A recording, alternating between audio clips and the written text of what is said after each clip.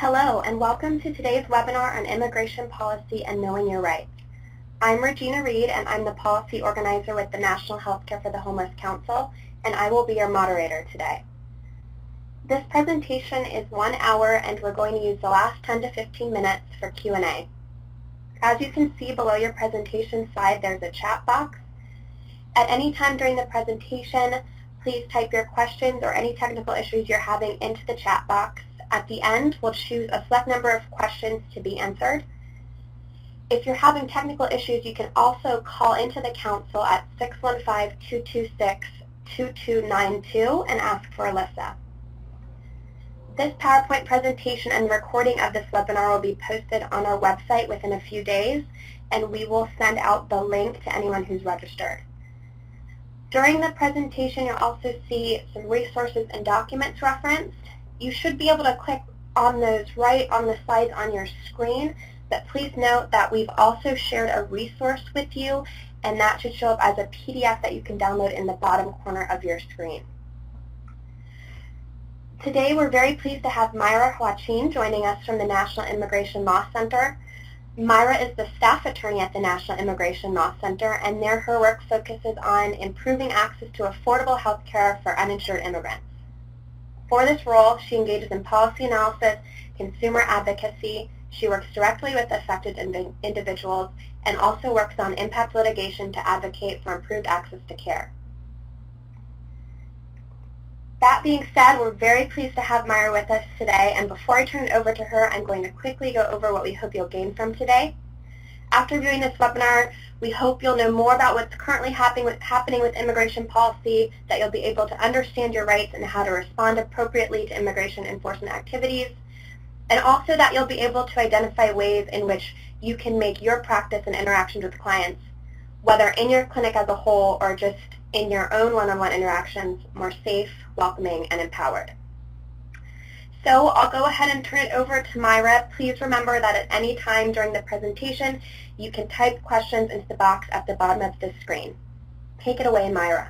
We were discussing immigrants category does include various different categories, including individuals who are citizens but have been naturalized, individuals who are lawfully present, which can include many other groups, over 40.8 million immigrants who are in the U.S. out of 314 million in total.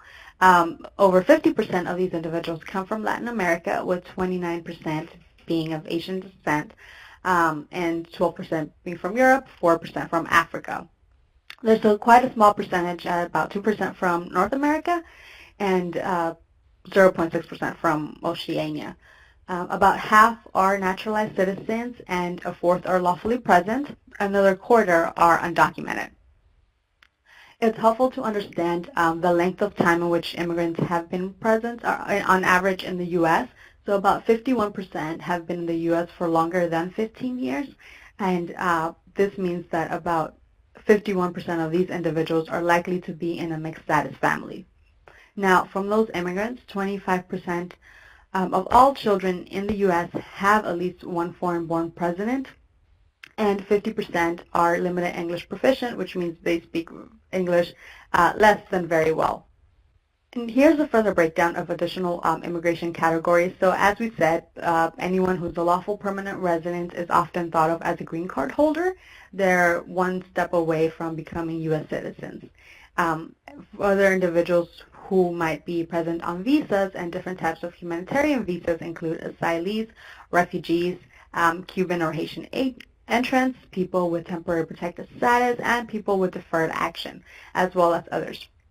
There's also other types of immigration categories, including survivors of domestic violence, victims of trafficking and other crimes, people who are in the U.S. on non-immigrant visas, so that includes anyone who is present as a tourist or as a visitor or as a worker, as well as many other types of categories that don't necessarily fit neatly into one category, but have federal authorization to be present in the country. And the complexity of all these different categories just makes it much more difficult for an individual to understand what rights they may have when accessing health services. So what are the key principles? Immigration system is kind of based on three principles. First, it's the reunification of families. There's a goal of admitting immigrants who have certain skills that might be valuable to the U.S. economy. And there's also a goal in protecting people who are fleeing persecution and who are leaving their countries for other humanitarian reasons. There's also a lawful permanent residency or the green card status, which allows certain categories of immigrants to become eligible to apply for this green card. This green card then becomes a pathway to possible citizenship within the U.S. In order to become eligible for this U.S. citizenship, an individual must have had a green card or have been in a lawful permanent resident status for at least 5 years. That's the path for the most individuals. However, if the green card was obtained through a U.S. citizen spouse, then that process might be for 3 years. Now, undocumented immigrants, on the other hand, they include individuals who either may have lost their permission to stay in the U.S. So, for example, if someone entered with a valid visa but overstayed their visa, then they become undocumented at that moment, or someone who entered the U.S. without permission. And the truth is, when thinking about immigrant families, is that we're all migrants. Many families are mixed status where at least one person is undocumented. For example, it's quite common for a family to include U.S. citizen children where a parent is undocumented. It's quite common for siblings themselves to be in different categories of immigration, which makes it even more difficult for the family to really understand what programs they might be eligible for and how to navigate that enrollment process. So there's many implications for access to programs and services and how those programs can affect the entire family. There's about 16.6 million people in the U.S. who currently live in a mixed status family, and about a third of the U.S. citizen children who are living in a mixed status household have an undocumented parent. So when thinking about how this relates to healthcare benefits, there's two main categories that apply. Whether an individual is considered a qualified immigrant or a lawfully present can determine what kind of eligibility they have. So for qualified immigrants, it is often used for Medicaid and as well as many other public benefit programs. The majority of individuals in this category include people who are green card holders, but it also includes people who are asylees, refugees, as well as some victims of domestic violence. Many programs that allow qualified immigrants to obtain access to healthcare services do include a 5-year waiting period. There are some state exclusions. And on the other hand, there's also individuals who are often considered lawfully present or lawfully residing individuals, and those individuals are generally, that category is used for enrollment in the Affordable Care Act plans and also for CHIP and Medicaid for kids and pregnant women in certain states. That category includes all qualified immigrants, so it's a much broader group, and there's no waiting period for access. In addition to qualified immigrants, it also includes people who have visas, people who have been granted temporary protected status, and almost any form of relief. We do note that even though deferred action is included, people who have DACA are actually excluded from this category, and that was done by regulation. So I won't be reviewing each of these different quadrants simply because it's quite complex and there's several different benefits, but the point of this chart, and you will have access to this chart through the resources, is to note the various different kinds of immigration categories and the programs for which they are eligible. So this is a neat breakdown of when a certain category can be eligible and when they may not. So now we turn over to the current landscape. As you may be aware, there are 3 executive orders that were released related to immigration that have changed broadly the way immigration enforcement will operate going forward. The first one of the first executive orders was focusing on Muslim and refugee bans, and what that executive order did was that it sought to temporarily halt entrance originally from 7 predominantly Muslim countries and refugees into the country. There was a subsequent executive order that was then released, which modified it to only ban entry from 6 different countries. It also cut the refugee entries in half.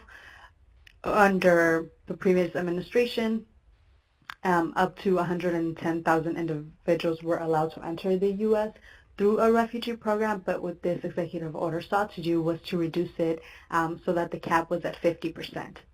This executive order did not impact health and benefits. Individuals who were allowed to enter into the U.S. would continue to be able to access the same health benefits as prior to the order. There was also an additional executive order that was signed relating to border enforcement.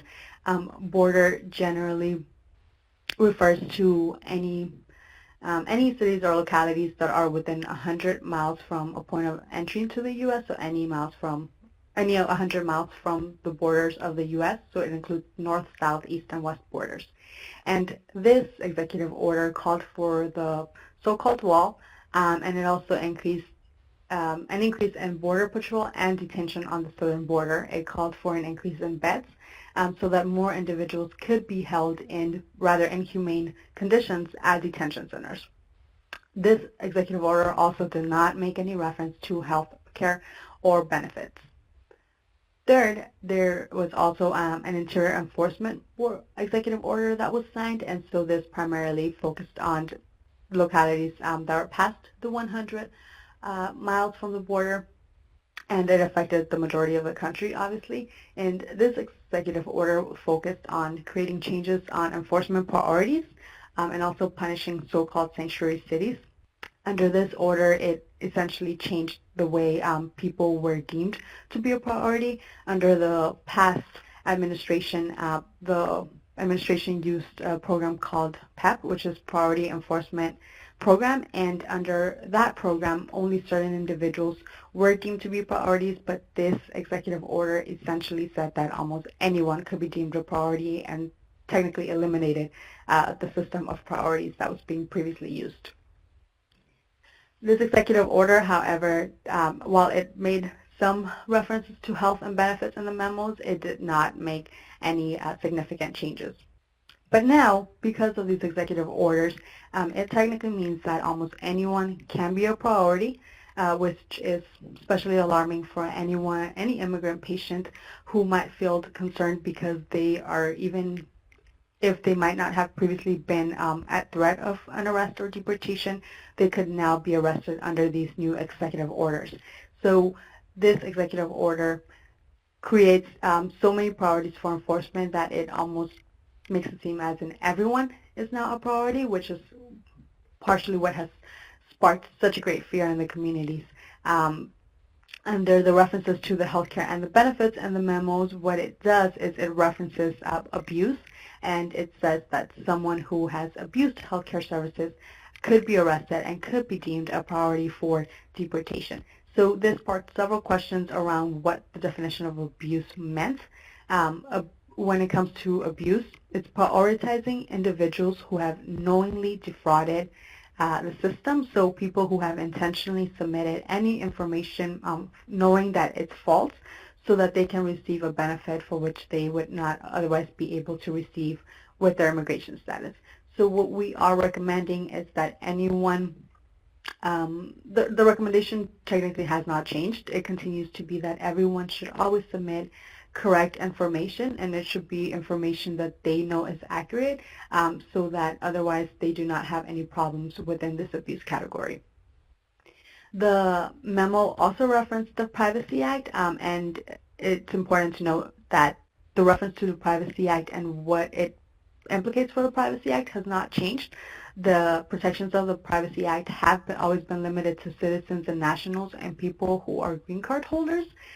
This is because the statute of the Privacy Act already says that, so the executive order itself did not make any changes to that Privacy Act. And lastly, I do want to note that even though the memo references the Privacy Act and confirms what the Privacy Act already says, these changes did not affect any other state privacy laws, so individuals can continue to be protected under existing state laws or other existing state guidance. I also want to note that there was a leaked executive order affecting public charge, but I want to note that it has not been signed yet. What this does is that public charge is a test that looks forward to whether someone has is likely to rely on the government for subsistence. So oftentimes it includes whether someone has used cash benefits or whether they have used long-term institutionalized care in order to determine whether someone could be a public charge. It's a test that looks at various factors. So this has never been the only, whether a person uses cash assistance or has used long-term institutionalized care has usually never been the only factor considered. Whether this executive order may be signed remains uncertain. Right now, we have been monitoring that executive order as well as possible implications because we want to ensure that we have all the information available in the event that that executive order is signed. So far, nothing has changed either in law or policy, and the way that public charge has been applied for about 100 years now remains in effect. There's still several protections in statute. This only looks at forward, and as I mentioned, it incorporates various factors. There's also certain protections for public charge so that it does not apply to individuals who are asylees or refugees and certain other immigrant categories. We do have a guidance on our website, which you can see on this link, that highlights some community messages to ensure that immigrant patients and healthcare center staff in general understand public charge and how it can apply, and also understand some of the messages that you can share with community members to make them feel safer. So we are tracking what some of the changes could occur under public charge. So if you are hearing any stories of individuals who are afraid to access health services because they are concerned that it could lead to a possible arrest or deportation, please let us know. This includes whether someone is canceling appointments because of that fear or simply expressing a fear itself. We are collecting stories at the email address publiccharge@nilc.org. So now we're going to turn over to immigration enforcement and health centers.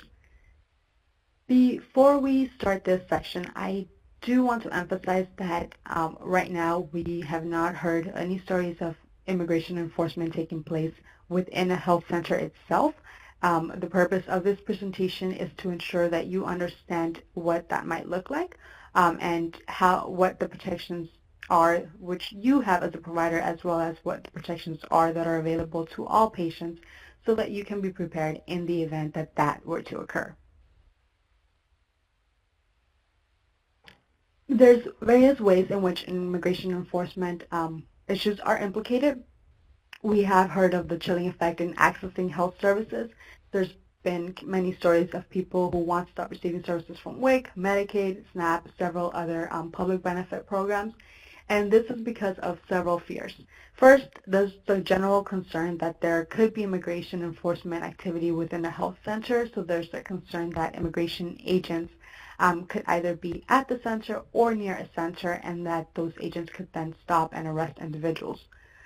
This has, again, largely been sparked by the various executive orders that were signed and the anti-immigrant rhetoric that's been used by the current administration, as well as the several raids that have occurred across the country since the administration took office.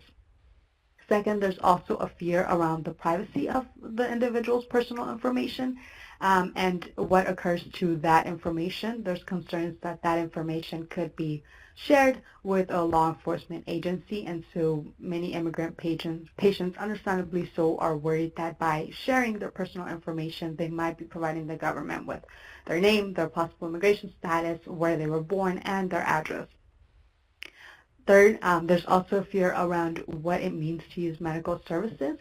So there's concerns about whether that person will have to pay back or whether a relative may have to be forced to pay back. We've heard stories of individuals who have used $50, $60 in benefits and already want to pay back because they are worried that the government will then force them to pay back those funds. And I do want to note that these various fears are affecting everyone within the family. So even individuals, for example, who are citizens but who are married to a green card holders or who reside with someone who are undocumented, are also taking similar precautions because of the way that their use of medical services can affect everyone else in their family. So fear of using medical services. The various questions include, if I use these benefits, will I be deported? Or if I use these benefits, do I or a relative have to pay back for the services? How do you answer those questions? Under existing laws, people who are using health benefits for which they are eligible are usually not deported. So we need to ensure that patients understand that if they, regardless of what immigration status they are in, they will likely be eligible for at least some type of health services, and it is perfectly okay for them to currently use those services under the existing guidance because that does not make them deportable. There's a lot of confusion and fear, as I said, around public charge, but there does not need to be as long as we understand how to frame those conversations and how to share messages with the community to help them feel empowered and comfortable in accessing health services. As far as whether individuals have to pay back or not, there's also confusion and fear around whether their sponsors could be held liable or whether they themselves can be held liable. But again, existing laws and policies have not changed, and individuals have yet not right now, even though the government could technically hold an individual liable under existing guidance, this is something that is rarely used, and so individuals should generally feel also comfortable in using services without the fear that they will have to pay back for those services. So how do you respond to questions around the privacy of personal information? Under existing guidance, information that is submitted when one applies for health benefits is to only be used to determine whether that person is eligible for the health service. It should not be used for law enforcement purposes, so it should not be used either for local law enforcement or for immigration agents. There is one exception, which is the fraud investigation. So if the person is being investigated for possibly submitting their information while knowing that it's incorrect, then that is one way in which their application, their information that they submitted when applying for health benefits could be used for law enforcement purposes. But other than that, individuals should not be concerned in general about any information that they submitted when applying for these health services. The individuals also have a second protection, which is under HIPAA. Under HIPAA, this protects against the disclosure of any personal identifying information. I want to note that under HIPAA, neither national origin nor immigration status are specifically protected, but this is information that itself could qualify as being personal identifying, so that is also information that should be protected. And even if HIPAA itself does not specifically list national origin or immigration status, there's also a recommendation that if you do not necessarily need that information for your paperwork or for any of the services that you're providing, that it's preferable for one to not ask that information. Lastly, there's also a memo that was issued by ICE and Customs Enforcement, which is one of the enforcement immigration agencies, that clarifies how healthcare information is to be used, and it has confirmed that information that was used to enroll in the Affordable Care Act would not trigger any immigration enforcement activity. So these are various tools that you can share with any patient who is concerned about how their information could possibly be used and whether it could be shared for law enforcement purposes. And we do want to note a little bit more information on HIPAA. So again, this is a privacy rule that prohibits against the disclosure of specific medical records and other patient information. It includes health plans, healthcare clearinghouses, and healthcare providers. Under HIPAA, the definition for protected health information includes any type of information that could be used to identify an individual, and that it's information that is held or that is transmitted by a covered entity. So while the list of categories that fall under protected health information does not specifically include immigration status or evidence of foreign birth, there is a general catch-all that says any type of information or any other characteristic that could identify an individual is protected under HIPAA. So that is one additional way to ensure that any information relating to immigration status or national origin is safe and protected by HIPAA. HIPAA does include a specific exception that allows medical providers to disclose the records, and that occurs whenever there's an administrative or judicial proceeding or a law enforcement activity. So if an agent were to have some legal document that's specifically requesting patient records, then that may be one exception where providers can actually have to provide that information even without the patient consenting, but it's a very narrow exception and it's not commonly used. So if in the absence of some legal document that authorizes a law enforcement officer or an immigration agent to obtain medical records for an individual, do not consent and do not share those documents because you are protected under HIPAA. If there's any additional request by the agents, we strongly recommend that you document everything so that that information can subsequently be used to attempt to protect the information and the records of your patients.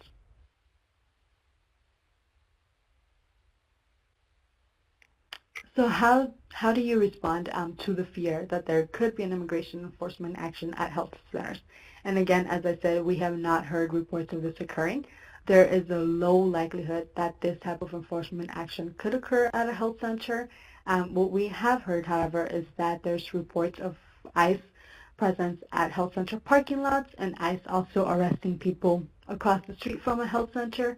So it's especially important for both U.S. providers to know your rights as well as for patients to know their rights.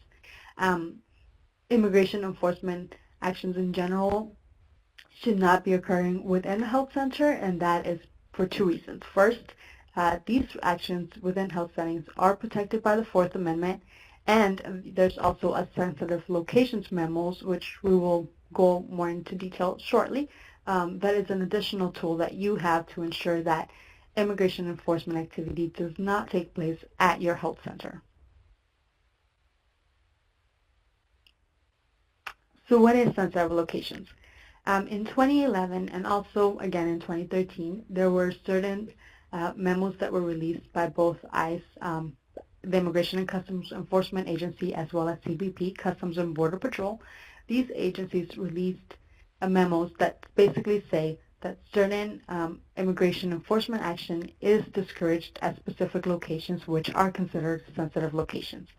These locations include places of worship, health facilities, including hospitals and clinics, schools, funerals, weddings, other public religious ceremonies, and places that are public demonstrations, including rallies and marches. So at these locations, the memo ensures that there will not be enforcement activity either at or near those locations. So any immigration enforcement actions that are to be at the center or focused on those centers generally is not allowed unless they fall into one of the exceptions. These exemptions include whether there's an exigent circumstance, whether there's other law enforcement that has led immigration agents there, or whether there's prior approval. I want to note that the prior approval often comes from the district office, so whenever immigration enforcement activity takes place, the approval occurs at the local level rather than at a federal or higher up level. While there's a lot of confusion as to whether these memos remain in place, the memos have in fact been confirmed. There's questions around whether they're being complied with, however, given the reports that there's been recent immigration agents hanging around parking lots or near health centers. But the memos are still in place. DHS has made both verbal and written commitments that they both remain in effect. And you can see both of these resources on this slide that identify the various circumstances where the Department of Homeland Security has continued to note that the memos are still in place, and so immigration agents and Customs and Border Patrol agents should not be conducting any immigration activity at your sites. We do recommend, however, that because of the reports of immigration agents hanging around parking lots and just hanging out in places that could chill access to health services, we recommend that local health centers pressure DHS to ensure that there's strict compliance with the memo.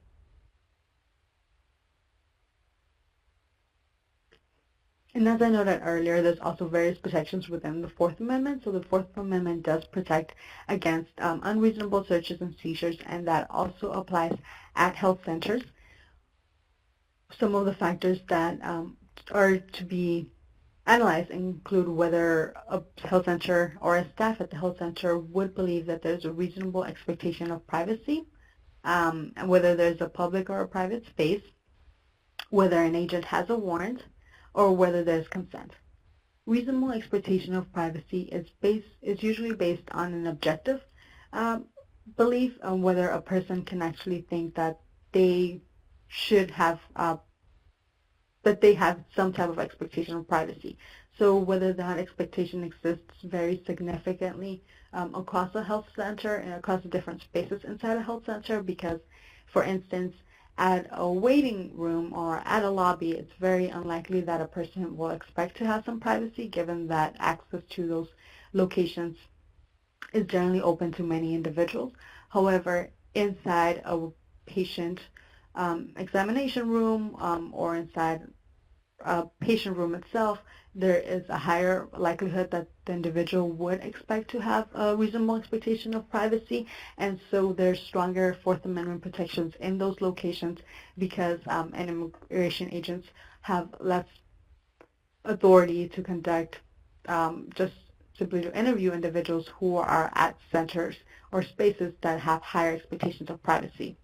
So the distinction of whether a space has an expectation of privacy does not necessarily turn on whether the space is public or private spaces, but rather whether the space itself could lead one to believe that they have a privacy expectation.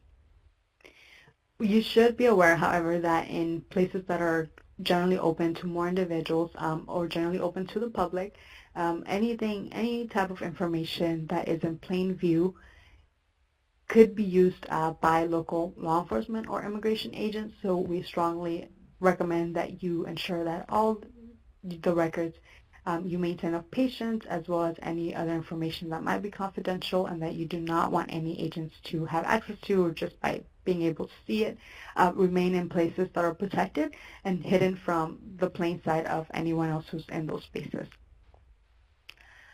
As far as how what role a warrant plays in these spaces inside health centers, if an individual is to show up and does not have a warrant to enter those spaces, it's important for you to understand where there is a warrant that is required and where there isn't. So there is a warrant that's required whenever an individual is present in a space where one would believe that there's a reasonable expectation of privacy. So in general, if an immigration agent were to enter into a health setting, whether they enter to a waiting room alone is enough for you to ask whether that person has a warrant, because you can actually request that they have a warrant for them to be in your premises. Otherwise, you can ask for them to leave. The only other way in which they can be in those spaces is if you consent to their presence, but we strongly advise against consenting for immigration agents or even local law enforcement to be at those spaces so that they do not start asking any of the patients their questions, and also so that patients themselves just don't get scared and worried that immigration agents might be there to arrest someone or to start asking regarding immigration status.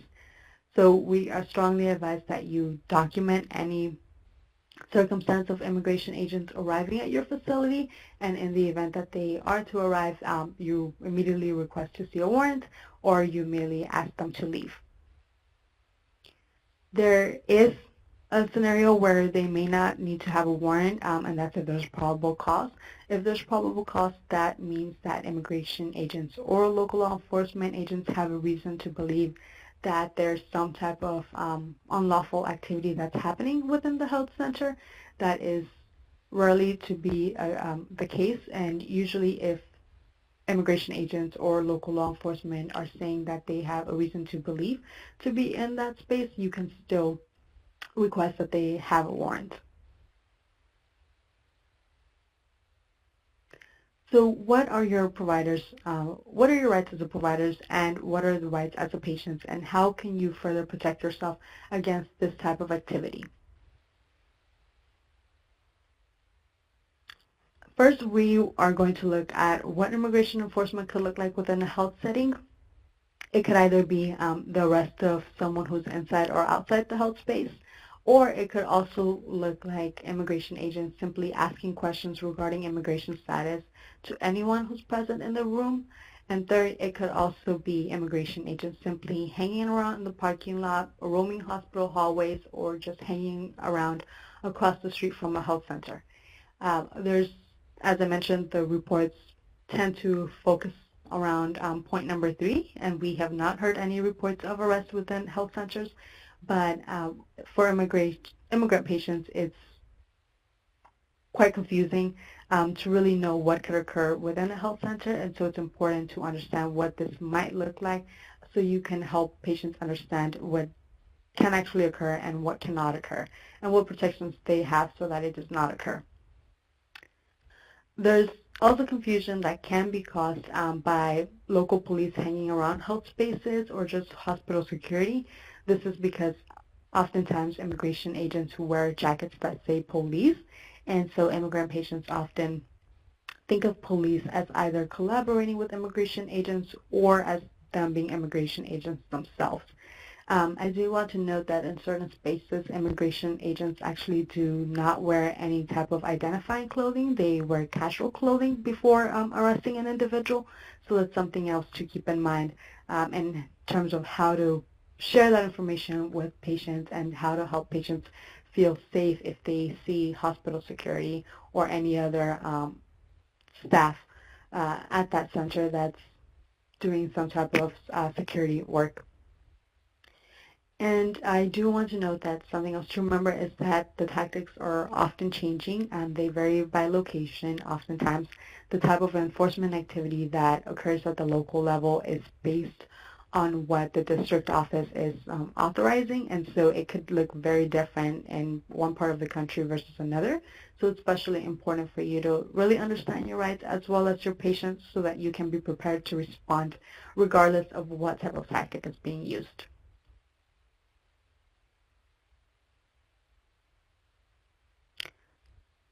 So you do have various rights when encountering immigration agents.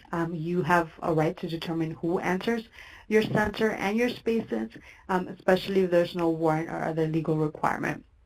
If there is no warrant, you can refuse consent, so you can politely tell an officer that you request for them to leave because it could create fear amongst your patients or it can just make your patients concerned. If they do have a warrant, however, that warrant has to have the name of the person that they are searching for, and it should also have the address of the location where they're searching for that patient. That warrant is very unlikely to have your center's address. That is because oftentimes the warrants either have the home address of the individual or the person's place of employment. So that's one way to ensure that that warrant does not necessarily have the address of your health center, and if that's the case, then you can request for immigration agents to leave because they would not be satisfying the warrant if they conduct any enforcement activity at your site. You also have the right to protect your patient's health information. That is based on HIPAA protections and general protections available to providers, so you do not need to release any information without court documents, unless you have a court document that says specifically the types of records that you should be releasing. And I do realize that we're actually coming short on time on this presentation, so I'm going to start going through the slides slightly faster. The majority of the slides remaining actually provide samples, so I think will be one helpful way for you to have access to these resources in the future.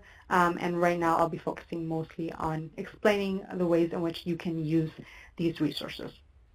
So on the slide, you do have a sample warrant, a sample administrative warrant.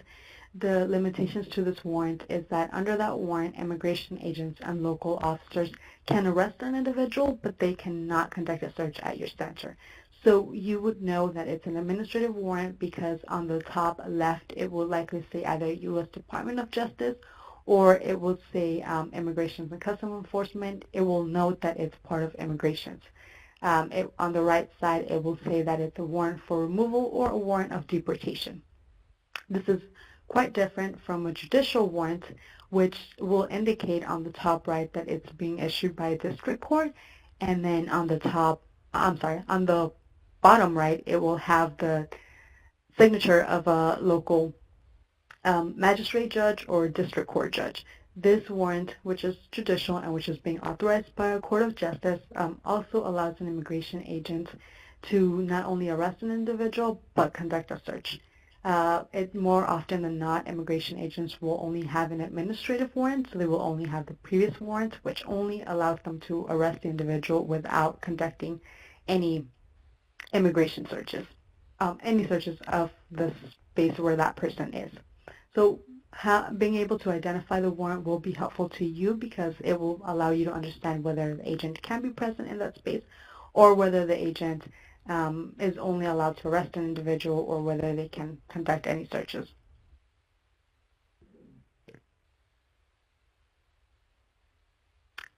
You also have additional providers' rights when protecting patients, so we recommend that you use existing guidance to ensure that the information that you're receiving regarding patients is only used to determine eligibility and not for law enforcement purposes.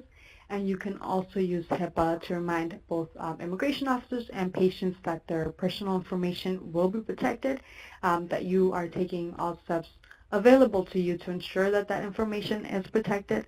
And you should also remember to avoid having any documents or records in plain view so that in the event that immigration agents or local law enforcement officers come to your facility, that information is not available or it's not displayed publicly. It's helpful to post notices or signs or just resources informing patients of their various rights so that they can feel more comfortable in accessing these services.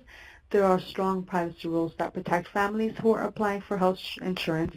And we should also be reminding patients that they do not have to provide their immigration status if they're not applying for insurance for themselves.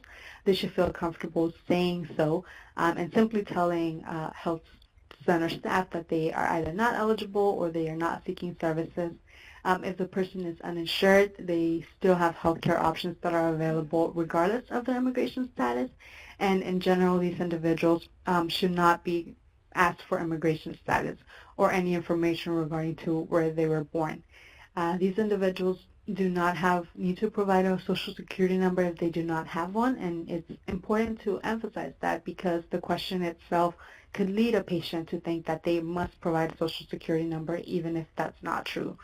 It's also helpful for patients to understand that even if they do not have a photo ID that was issued by the federal government or by a United States state, they may still be able to receive medical treatment.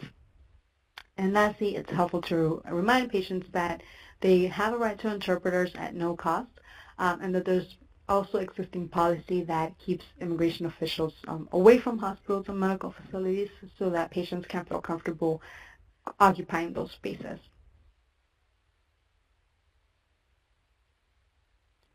Patients do have several rights. When encountering immigration agents, we recommend that they carry this Know Your Rights card so that in the event that they encounter an agent, it's easier for them to remember that they can refuse to answer questions, that they have a right to speak to an attorney and simply say, I want to remain silent. and they can decline to share any information about or how they entered the U.S. That is, declining to answer those questions is especially crucial because oftentimes what immigration agents are looking for is basically evidence that the person was not born here so that they can then conduct a further investigation. And this Know Your Rights card, as well as other links for Know Your Rights, are available in your resources document, so you can access them as well after this webinar. So now we're just going to review briefly ways to create safe spaces. We are defining safe spaces as places where all patients, regardless of where they were born or their immigration status, can feel safe in going to those locations and accessing health services. So some of the ways that you can help patients feel safer is by becoming familiar with the protections that both you have and your patients. Review this presentation and accompanying resources, and maybe find ways to create similar presentations for your staff so that you can take steps to ensure that your facility creates a welcoming environment for all patients. We also recommend that you take steps as possible to help your patients feel empowered. That means helping them have access to resources when it comes to both healthcare services and also general Know Your Rights information. So some of the steps that we're recommending for creating safe spaces includes having sample talking points available to know how to respond to patients and how to respond to the various fears that we've discussed throughout the presentation. Training staff on the protections that are available to both providers and immigrant patients. Training a designated staff member on how to engage with immigration agents so that in the event that immigration agents show up at a health center, you can easily point to one person who can review a warrant or ask the immigration agents to identify themselves, or simply ask them to leave because they're not providing consent. We also recommend that you post notices and other types of posters throughout the facility indicating that the facility is a safe space, that you avoid asking questions related to immigration status, and that you provide Know Your Rights resources for patients. Lastly, we also recommend that you develop relationships with local immigration attorneys so that they can be available to answer any questions as needed. Some ways to train staff to be prepared to interact with ICE include, if the law enforcement officer enters the facility, then that staff member should promptly ask them to identify themselves, write down the full name of the officer present, ask the reason for why they're there, ask to see a warrant. If there's no warrant, ask them to leave, and we recommend that they document everything. If the officer does have a warrant, that person should document what type of warrant it is. Try to limit interactions with the officer so that it's only the individual who's identified in the warrant that is communicating with the agent, and also contact local immigration attorneys or nonprofits who can assist and provide additional advice. While this is occurring, any member of your staff can inform all those present that your staff will be communicating directly with the officers, and also remind everyone that they have the right to remain silent. Do not disclose any patient medical records unless the officer has a warrant or a subpoena that specifically lists the type of records that they are identifying as part of the search. Otherwise, a regular warrant, a general warrant that only asks to arrest, that only states it will be arresting an individual, is not enough for you to have to produce those documents. And lastly, you should not share any contact information or information about your patient's immigration status or national origin with the officer. Here's a sample notice that you can use to create welcoming messages for all your patients. Simple messages such as "Everyone is welcome here," "Our spaces are reserved for patients and relatives and friends," or "Our facility is a safe space," can help everyone, regardless of where they were born or their immigration status, feel much more welcomed in an environment and feel that they can be present at that place and receiving the health services. We recognize that sometimes there's a need to either ask about immigration status or to assist someone because they are in a certain immigration process, but in general, unless there's a specific need for it, we recommend that you avoid asking patients any questions regarding where they were born, that you avoid collecting or recording any information that contains national origin or immigration status, that you avoid asking patients for a secure social security number, and that you remind patients that everything they share with you is confidential so that they can feel comfortable in responding to whether they do or do not have any of that information.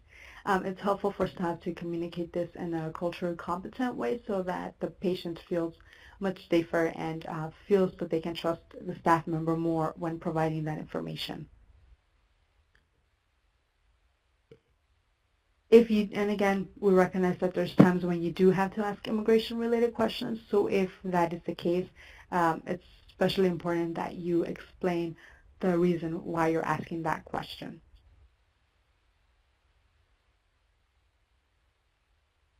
We recommend that you create a resources location where patients can access various Know Your Right materials, including materials on how to access health services and general immigration enforcement resources, that you provide Know Your Rights cards and information on how to find local immigration attorneys. This information, again, there's links to those resources that are available in your resources document. We also recommend that you offer these resources in the languages that are most commonly spoken in the neighborhoods you're serving, and that you help patients understand and keep track of the medications they are taking. That last recommendation is because many families right now who are afraid that they might be possibly arrested have been creating family preparedness plans, and those family preparedness plans should include information regarding any of the medications that they're taking. And here, again, you have the various links to different types of resources that we think both you should have within your facility to help you understand your rights as providers, and also various resources that are more geared towards community members. These links are available on the resources document, so you can have access to them at any time, both right now on the presentation as well as after.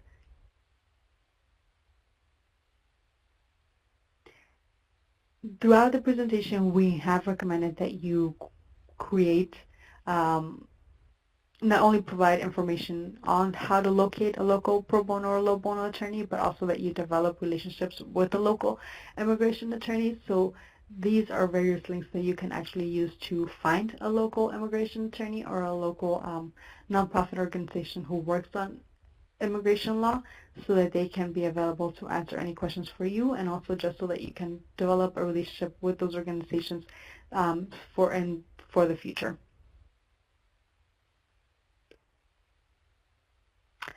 And now we will be taking any questions that you might have. If you have any questions, again, please enter them into the chat box, and Regina will now moderate our questions portion. Thank you, everyone. Thank you, Mayra. Thanks so much. And everyone, we will be going a minute or two over today just to make up for some lost time with our technical difficulties. And we got some questions in, so I will dive right in. And one is, during a search or other enforcement action, what are your rights, if any, to video or otherwise document the circumstances? So can you video during an enforcement action? What are our rights there? Mm-hmm. In general, yes, and we are actually recommending that people try to document in as many ways as possible. That includes video evidence, because it's helpful to know what specifically the officer said, how the officer responded to what staff members said, and also whether they may have used force or whether it appears that they were using force when interviewing patients or arresting a patient. Oftentimes immigration agents are armed, so it's helpful for you to be able to document the position and any other tools that they might have used to try to coerce someone into consenting or responding to questions. You should know, however, that whether you can actually document is through a video evidence kind of depends on the state in which you live. Some states have laws that actually do not allow you to take video documents of local officers or immigration officers or local law enforcement officers, so that's one reason why you should also speak to a local immigration attorney who will actually be familiar with your state laws so they can provide additional guidance. But generally, yes, you can take the video evidence. I think there's less states where that's not an option. Okay, so bouncing off that, what you said about state laws, we got a question. At some point you said that state laws can protect people superseding the federal laws. Can you clarify when, in what cases state laws can protect someone over the federal laws, and if so, where can we find information on these state laws? Sure. So there's different ways in which both the state and the federal laws come into play, right? So I think I made that reference when I was discussing the Privacy Act protections, which Privacy Act under federal laws only protects citizens and lawful permanent residents and nationals. However, different states do have their own privacy laws, as well as additional bills that have recently been introduced to try to strengthen the protections, privacy-related protections that are available to all individuals regardless of immigration status. So those are the scenarios where the state law could also be used to try to create additional protections used to offer additional protections for patient information and general documents regarding an individual. I know New York recently introduced a bill, or was working on drafting a bill that was strengthening the protections of all records available within hospitals. California has also been working on a bill that is attempting to get immigration agents, remove immigration agents' access to almost all documents throughout the state. There's also, I believe, a tri-agency guidance in New York, New Jersey, and several other states that kind of limit what kind of information is shared with immigration agents and what kind of information is collected to avoid having to share those materials. So those are just a handful of the different protections in place and some bills that have been introduced that try to ensure that all individuals who, even if they are not protected under Privacy Act provisions, can still be protected under state provisions. Okay, and is there one, do you know one source where people can go to see what the laws are in their state? Or is that on a state-by-state basis? I actually think there's that would have to be a state-by-state basis. I'm not aware of one central location that could actually link you to the various privacy protections in your each state. Okay, great. And then one more question. Do you recommend that health facilities adopt policies regarding access to their facilities to prohibit access by persons who aren't there for reasons relating to services? So do you recommend health facilities adopt policies to prohibit access? We do. The reason is because that affects whether there could be a reasonable expectation of privacy. So whether that expectation exists and how strong that expectation is kind of depends on who has access to those spaces. So if anyone can enter in freely, it decreases the expectation of privacy that both patients and staff members can have and can then claim. So we would advise for access to be limited to only individuals who are present because they have an appointment or because they are there with an individual who has an appointment. You can kind of restrict that access by either posting notices or by ensuring that you have someone available at the front desk so that when individuals arrive, you are making sure that individuals who are in those spaces are only there because they're receiving the health service or because they're accompanying someone who's receiving the health service. That might make it easier for a health center staff to then say that anyone who is not there for those purposes should not be present, and thus any local law enforcement officer or any immigration agent does not have, cannot enter that space. Okay, great. And one more comment we got. a comment really about incorporating what we know about trauma-informed spaces to support people who feel targeted. And thank you for that comment. I want to point out that everything Mayra's been going over about safe spaces is a great venue for incorporating what we know about creating trauma-informed spaces. And us at the Council are here to support and assist in doing so, so please don't hesitate to reach out to us about that and what you've learned today. We can go ahead and conclude the Q&A session. You'll see the contact information for Mayra and I are up on the screen, so please reach out if you have any unanswered questions relating to this topic. We're really glad to have this partnership with the National Immigration Law Center. And if you've learned anything today or heard anything interesting, please tweet us. The Twitter handles are on the screen. So thank you, everyone, for joining us. Thank you, Mayra. This webinar will be archived on our website, and we will also send out the link to the recording in a couple days to anyone who's registered. And please don't forget to take the online survey that will come up when we close the webinar. Thank you again, Mayra. And with that, I will close the webinar.